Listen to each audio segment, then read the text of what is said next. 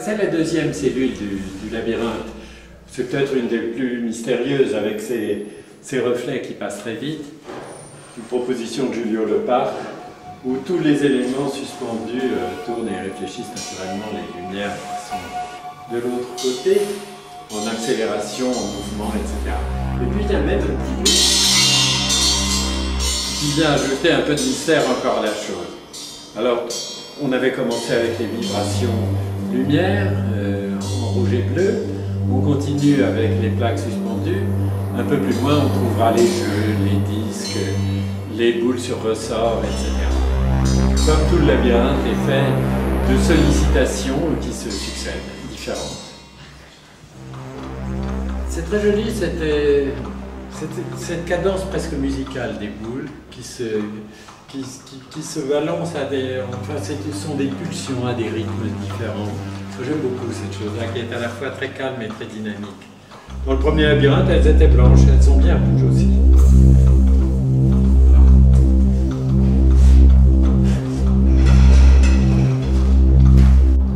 Alors ça, c'est vraiment le jeu interactif par excellence.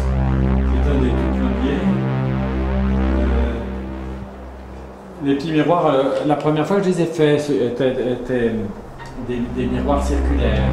Là maintenant, ce sont des petits carrés qui se superposent et on est censé faire des compositions esthétiques ou ludiques, des courses de miroir à miroir, etc. avec les mains, on peut jouer avec.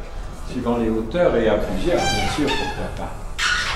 C'est en somme une seconde version de ces lignes rouges de tout à l'heure, avec la même magie simplette qui était le propre du groupe. Et puis juste derrière, on va trouver ces disques en mouvement qu'on avait déjà pris dans l'atelier, mais qui maintenant ont beaucoup souffert après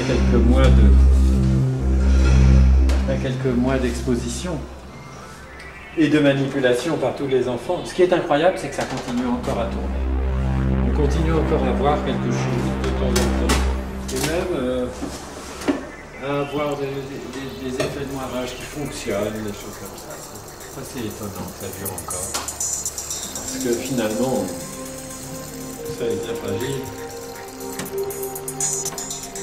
Oh là là, il faudrait qu'il y ait quelqu'un qui s'en occupe en permanence pour que ça marche. Ou il faudra peut-être reconcevoir les mécanismes pour une prochaine exposition. Mais notre cher Rossi.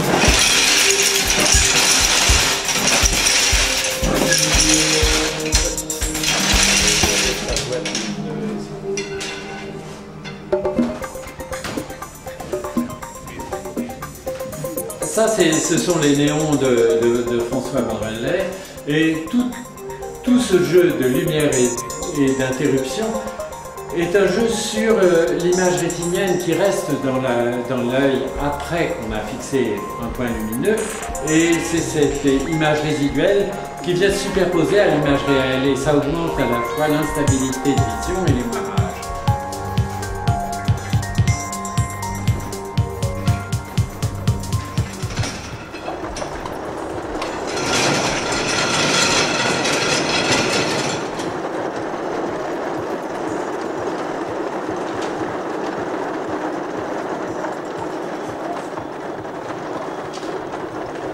C'est drôle parce que tous les gens en général, jouent sur la rapidité de ça. C'est beaucoup plus joli si c'est comme une pluie qui tombe tout doucement comme ça.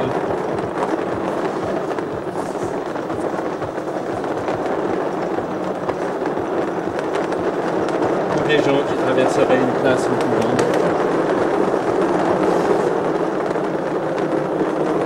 On les avait trouvés en grande série à l'entrée du musée. On les trouve ici en une série seulement de 4 trières.